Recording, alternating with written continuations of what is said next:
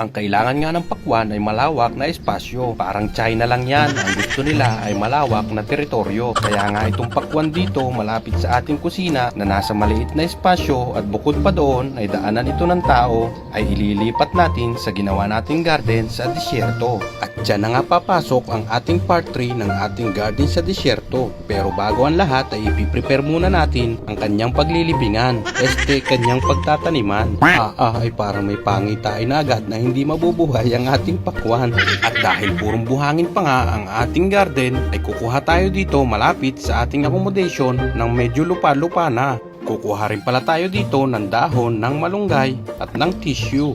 At nakumpleto na nga natin mga lods ang ilalagay natin dito sa ating pagtataniman ng pakwan. Eto, at imemekos-mekos na lang natin ito sa butas mga lods. Let's go! At inilagay na nga natin dyan ang malunggay.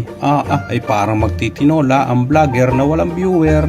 At nilagyan na rin natin ito ng tissue at ng lupa na kinuha natin sa tabi ng ating accommodation. At pagkatapos nga yung imekos-mekos ni Insan ay kumuha na tayo ng tubig para ating madiligan.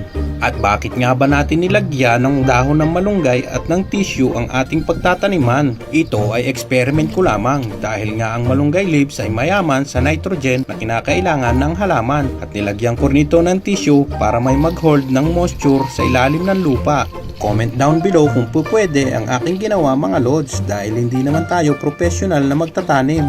At sa puntong iyan nga ay nilalagyan na natin ng tubig ang kinatatayuan nitong ating pakwan. Kailangan kasi natin itong basain upang lumambot ang lupa at madali nating makuha nang hindi nasisira ang ugat ng ating pakwan. At dyan nga ay maingat na nating binungkal ang lupa nito gamit ang kutsilyo. Sana'y makuha natin ito nang hindi nasisira ang kanyang mga ugat. At pagkatapos nga natin itong makuha ay diretso na tayo sa ating garden sa disyerto. Minekos-mekos ulit natin yan at dinagdagan ng lupa galing sa ating accommodation. At pagkatapos nga niyan ay atin na itong himas-himasin. Pagkatapos ay ating butasan at ibaon ang pakwan. At ganun-ganun na nga lang ay nailipat na natin ang lonely at nag-iisang pakwan.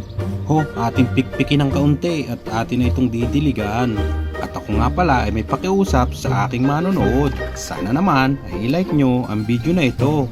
Ay part 3 na rin, hindi ka pa rin nagla-like, like mo naman. Baka ikay hindi pa rin nakapalo, ay papalo naman. Maraming thank you at salamat. Ayan mga lods, nailipat na natin siya dito sa napakalawak na lugar. Hindi kagaya sa kanina na napakagipit at nadadaanan pa ng tao mga lods.